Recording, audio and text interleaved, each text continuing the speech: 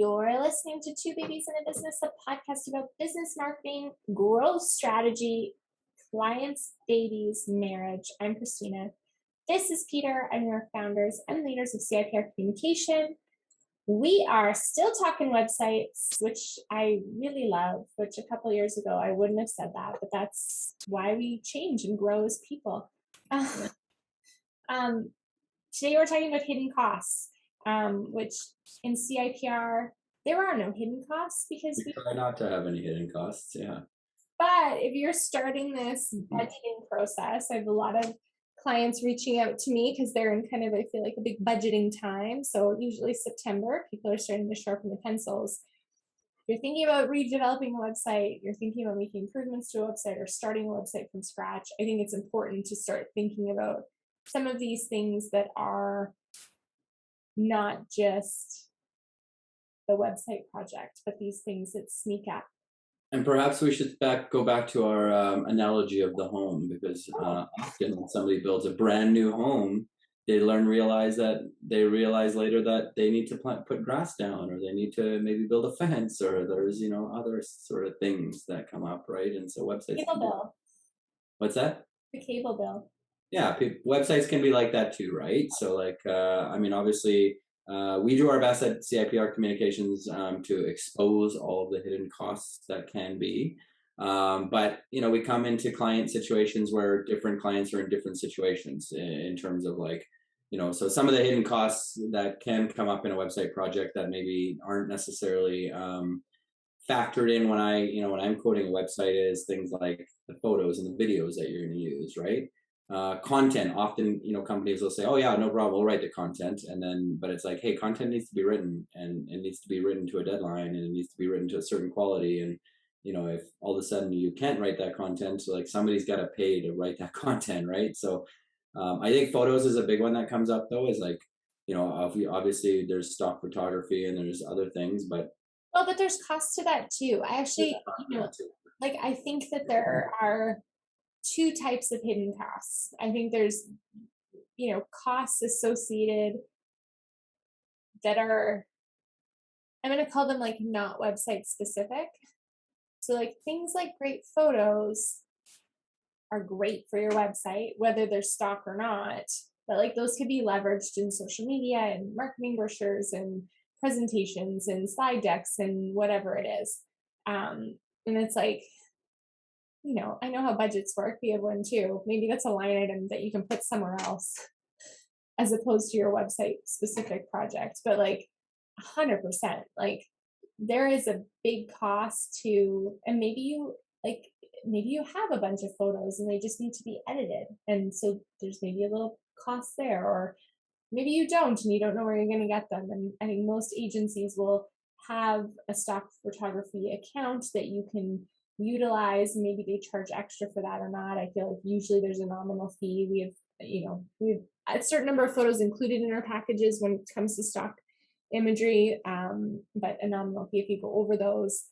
But yeah, like there's these components of like, think about like content and things like that too. Like, yeah, time, money to build that out, but like you can be leveraging that elsewhere. Like those internally costs, like I think about like do you want a newsletter sign up on your website? Okay, well, you probably need like a CRM or a marketing tool like HubSpot. Okay, you're going to get a free version, or do you have a list of 10,000 people and you need to get a certain version, right? So all those like supporting components that are useful to your website, but also like matter to your overall marketing. I don't know if that makes sense. Yeah, no, for sure. And I think sort of similar to that in terms of like other types of costs that might come up that are maybe more website specific, but they're also costs and things like plugins, right? If you need to have like, let's just say you're building an e-commerce website and you need to have like the ability to like connect with a shipping company and right, like whatever, right? Like there's all these plugins that you have to then pay for that might be above and beyond. And those things really sometimes only come out when sometimes the project needs change in the website project, and all of a sudden it's like, oh, we also want to do. One thing that we find happens a lot in projects is like the project starts here and then all of a sudden it's like the entire team is like, oh well, like, oh, well, we also need this and we also need that, and so there's a lot of project scope creep that could happen, and that scope creep can result in some additional costs because of things like plugins and technology and hosting needs, and like to your point, maybe it's, you know, outside of the website itself, other types of technologies that need to be sort of integrated, right? So those things can come up, and they can definitely get, you know, they're not usually too expensive, but they can get expensive, right? Yeah, um, I feel like it, depends on the site. We're just Karen and I were going back and forth on a client site that we built, is a year old or so, and they're wanting to incorporate some search functionality into it now that the content's been kind of more robust. And it's $140 plugin, right? And obviously our development time to make that work and things, we're on a retainer with them, so it's a little bit different of a relationship there. But okay, $140. And so to your point, like, these plugins aren't necessarily expensive, but like they definitely can be a hidden cost, right? So it could be are you do you know what you need up front? To your point, is it something that's going to evolve down the road? Is it not?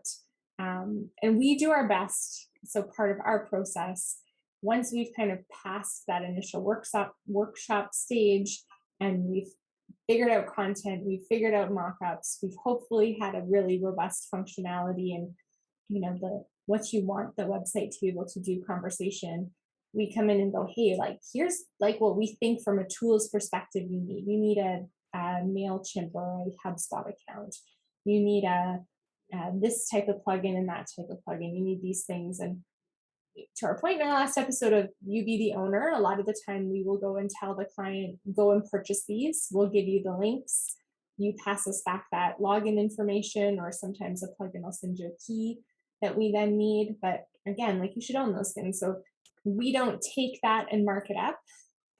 We give that back to you and you give it back to us. And so it's one of those things to watch for too, and a question to ask when you're getting a website quoted. Hey, what's your process around plugins? Do we see that billed back to us? Do you mark that up? Are we responsible for getting that? And you'll help us out. But yeah, as much as plugins aren't expensive, if you got a pretty robust website, I budget on the side $500. right.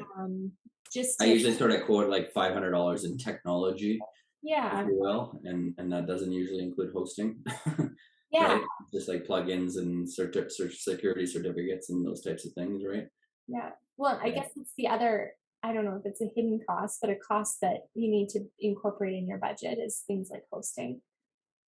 Hosting, SSL security certificates, right? Those are just, you can't avoid those costs. Those are costs, real costs, hard costs, every year costs, Yeah, right? yeah, So yeah, you definitely need to factor in. And we've talked about website maintenance before. So obviously after you build a website, then we're strong advocates of having a website maintenance program, because we do backups constantly on your website. We make sure that everything's running properly. We make sure your plugins are all working properly. Plus there's some editing in terms of like hours of editing per month depending on the package you choose, so that's an important one as well. It's not a hidden, these aren't hidden costs, but they're costs that are maybe not like, hey, the project is $5,000 to build this website, but you might be paying $3,000 a year to maintain it, and that's got to be factored into the overall cost of the website, right? The investment you're making. yeah, I think in terms of if I could call probably the biggest hidden cost, when I'm going to talk about pure hidden costs, is the time that you need to dedicate from your team's perspective in order to get a successful website project built. I think a lot of people underestimate the amount of time that they need to dedicate, their leadership needs to dedicate. It's not a project. I think I've said this before. You don't give this to the most junior employee that knows the least about your company because they're the cheapest person on your team. Like, this requires time and effort from everybody that that sort of has a stake, is a stakeholder, has an interest in what's on the website, and that so the website somehow serves that department or that person, right? So especially early on in the project, getting the right team at the table to fully think through the website project, there's a cost to that, right? There's a lot of time involved, and there's a lot of we hiring an agency isn't like, oh, I've hired an agency, I don't have to ever think about this again, which unfortunately a lot of people think it is. And it's like, you know, we're going to pretty much give you homework in almost on day one Yeah. because there's work on your end. There's things we need from you, right? There's organization in terms of getting passwords.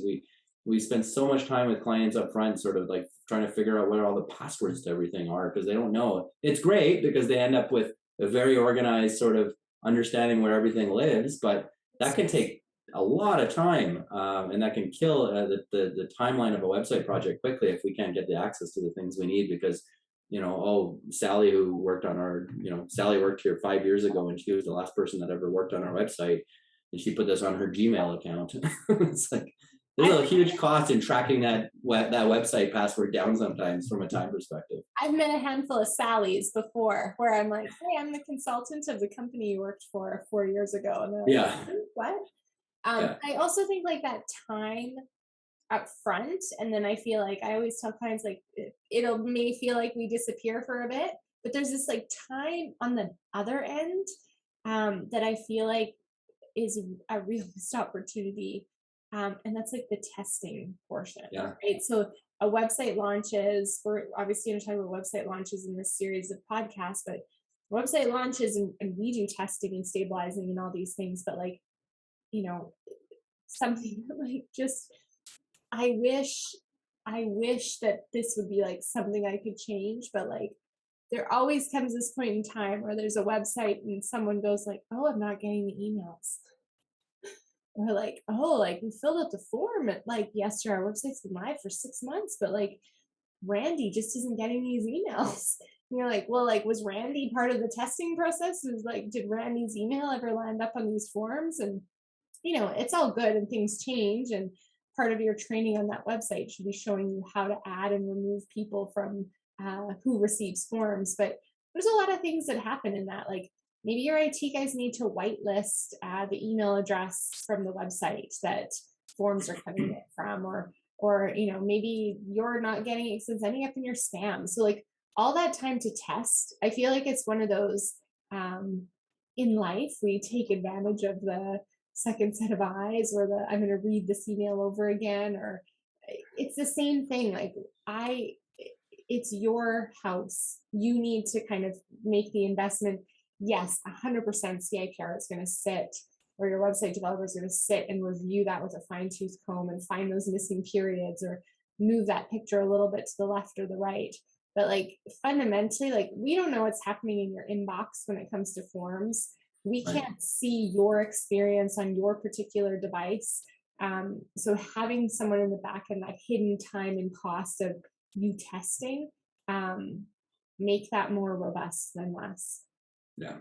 So I think that's the biggest hidden cost. And again, costs will come up, but in terms of budgeting for sort of additional costs, I would always have a budget of $500 for just technology.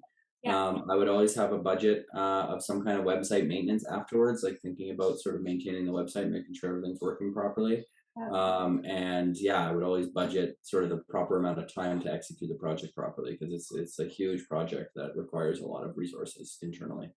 Yeah, and I think when it comes to I'm like looking up an email that I had sent to someone a while back, just on they had asked me, why do I need an SSL or hosting, or why are these things important to me? And oh my gosh, I just got another bill from you for $500 or $200, or what are these things? And again, I think it's like that, understand what these things are, but like your website needs to sit on a shelf somewhere up in space, up in the cloud, right? So you need to pay for that room where your website sits and then is broadcast to the world. Without that, your website cannot be broadcast to the world. So if you choose to host that on your own through a GoDaddy or whatever, you can look up those costs online. And a lot of agencies will take on those hostings. We have our own servers and partnerships that we use to host our company, our clients, which is nice if you're continuing on a website maintenance project with us, because then we always kind of have our eyes on the place where your website is sitting and making sure that's stable and good. And then that SSL certificate, it's like part of your SEO for sure, but like when next time you go to a website, look on the top left there for that little lock sign. And when there is no SSL and there is no security on the site, you're going to get that big warning message from your antivirus saying like this website might be unstable. And I bet very few of you could put your hands up and go, oh yeah, I click take me there anyways. Right. So without that SSL and that investment of, the extra $200 a year to keep that security certificate installed on your site. And again, your agency can probably provide that for you, or you can go through a GoDaddy or wherever your site's being hosted. But those are important ones. And sometimes, I know, especially those clients that aren't as tech savvy, they go, what is this last bill for? Or you're asking me for what? Why do I need this? And it's like, well, you need it so that you're there. Yeah. And unfortunately, like it kind of sucks where it's like I'm not the one charging you for this. I'm just like yeah. managing this for you because it needs to be done. But often like clients kind of get a little upset with us, but it's like, hey, like these are just the costs of, you buy a house and your house needs maintenance and you need to pay your property taxes and you need to pay, right? Like it's like the analogy of the house is perfect for a website because all of the things, you're going to buy a new house. Life is so exciting. Oh, we're so excited. Oh, I have no furniture in my house. Oh my God. Oh my God. Property taxes. Property taxes are actually probably like the perfect analogy for the hosting piece. Yeah. Yeah. Right. You want services to your house. You want services to your website. You need to pay your hosting. You need to pay your property taxes. Right. And you want your house to look great. You got to buy nice furniture. That's probably your video content and your right, like in your other content, your picture, your photo content, and all that kind of stuff, right? So, yeah, I mean, the website really is the beginning, and everything needs to go inside and around it. It's true. Well, there you go. So when you're budgeting, it's not just, hey, website company A, how much will it cost me to build a website? It's those plugins, those tools, your time, your team's time, and those property taxes. Nice. So there you go. We're going to continue talking websites. So you know where to find us. Subscribe to the podcast on iTunes and Spotify so you're notified of the next episode. Yeah.